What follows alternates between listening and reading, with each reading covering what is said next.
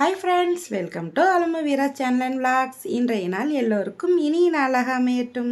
நம்ம இன்றைக்கி ஒரு சூப்பரான வீடியோ தாங்க பார்க்க போகிறோம். செவ்வாய்க்கிழமை அன்றைக்கி எடுத்த வீடியோ தான். அழகாக சிம்பிளாக வீட்டில் பூஜை பண்ணியாச்சு. செவ்வாய்க்கிழமை டியூஸ்டே விளாக் வாங்க பார்க்கலாம். செவ்வாய்க்கிழமை அன்றைக்கி ஈவினிங் போல் தாங்க வீட்டில் பூஜை பண்ணியிருந்தேன்.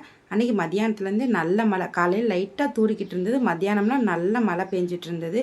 நல்லா சில்லுன்னு காற்று அடிச்சுக்கிட்டு, காற்றும் நல்லா அடிச்சதுங்க. நல்லா சில்லுன்னு அப்படியே கிளைமேட்டில் நல்லா சூப்பராகவே இருந்தது. அதுக்கப்புறமா அழகா அன்றைக்கி ஈவினிங் போல் வீட்டில் வந்துட்டு சாம்பிராணி போடுறதுக்கு கொட்டாங்குச்சி தாங்க பற்ற வச்சுட்டு இருந்தேன். நம்ம தேங்காய் எடுத்துகிட்டு வேஸ்ட்டாக தூக்கி போடுறோம் இல்லையா, அந்த கொட்டாங்குச்சி வச்சு அழகாக வீட்டில் நம்ம சாம்பிராணி தூபம் போடலாம். தூள் சாம்பிராணி அழகாக கொட்டாங்குச்சியாக நம்ம இடுக்கியில் அந்த மாதிரி பிடிச்சி நல்லா நம்ம பர்னர் மேலே வச்சிடக்கூடாது. கையில் அந்த இடுக்கி வச்சு அந்த கொட்டாங்குச்சி பிடிச்சோன்னா நல்லா அது பற்றினதுக்கப்புறமா அதை நம்ம எடுத்து சாம்பிராணி கரண்டியில் வச்சிட்டோன்னா அது நல்லா எரிஞ்சிடும். எரிஞ்சதுக்கப்புறமா லைட்டாக ஒரு பேப்பரோ அட்டையை வச்சு விசிறி விட்டுக்கலாம்.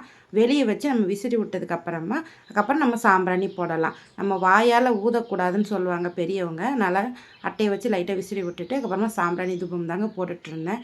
நல்லா வீடெல்லாம் கம கமன்னு நல்லா பாசிட்டிவ் வைப்பாக இருக்குங்க. முடிஞ்ச அளவுக்கு செவ்வாய்க்கிழமை வெள்ளிக்கிழமை கண்டிப்பாக சாம்பிராணி தூபம் போட்டோன்னா ரொம்ப ரொம்ப நல்லது. தினமுமே நிறைய பேர் போடுவாங்க. நான் வந்துட்டு இந்த 2 நாள் போடுவேன்.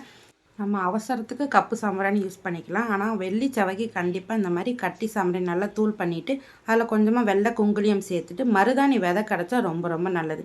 அதையும் சேர்த்து பொடி பண்ணி இந்த 3ஐயும் ஒன்றா சேர்த்து மிக்ஸ் பண்ணி வச்சுட்டோன்னா நம்ம சாம்பிராணி தூபம் போடும்போது இது போட்டோன்னா வீடே நல்லா வாசனையாக நல்லா கம கமன்னு இருக்குங்க.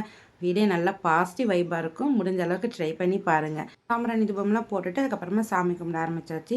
ஊதுபத்தி மட்டும் அன்றைக்கி இல்லை, மழை பெஞ்சிட்டு இருந்தது. இல்லைன்னா பையன் போயிட்டு கடையில் வாங்கிட்டு வந்துருப்பான்.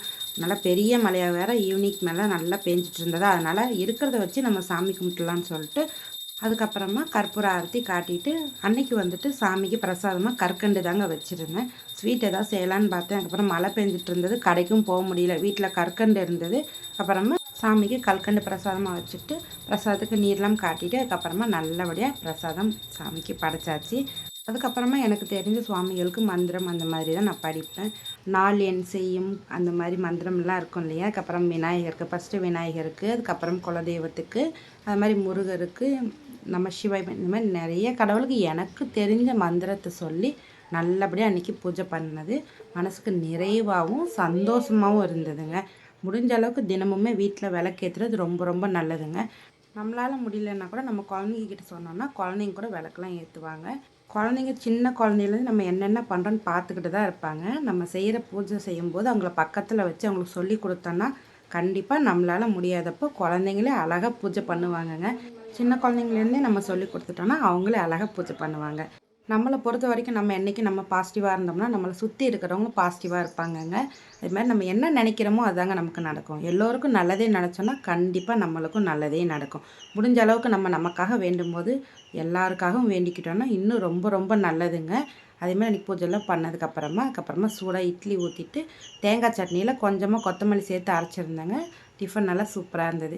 இந்த வீடியோ உங்களுக்கு கண்டிப்பாக பிடிச்சிருக்குன்னு நினைக்கிறேன். நம்ம சேனலுக்கு லைக் பண்ணுங்கள், ஷேர் பண்ணுங்கள், சப்ஸ்கிரைப் பண்ணுங்கள். சப்ஸ்கிரைப் பண்ண பார்த்துட்டு இருந்தீங்கன்னா ப்ளீஸ் சப்ஸ்கிரைப் பண்ணிக்கோங்க.